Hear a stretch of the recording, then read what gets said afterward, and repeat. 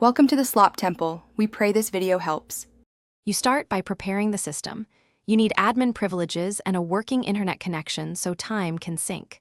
First, open Windows settings and set your correct time zone and enable automatic daylight saving adjustments. Once done, open services and verify the Windows time service is set to automatic and running. If not, start it. Then force an immediate sync with time. Windows.com using W32TM/resync so the OS clock is accurate before adjusting Outlook. With the system clock correct, focus on Outlook.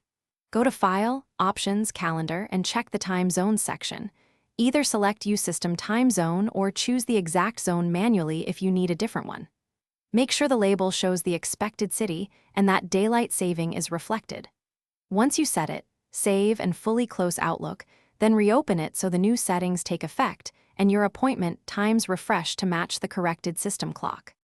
Finish by reviewing several meetings across days to confirm times display correctly and check shared calendars for offset issues. If some items still show wrong times, clear the local cache by right-clicking the mailbox, properties, and clicking Empty Cache, or recreate the Outlook profile. This forces a fresh sync. If problems persist after these steps, contact your Exchange or Office 365 admin to confirm the server.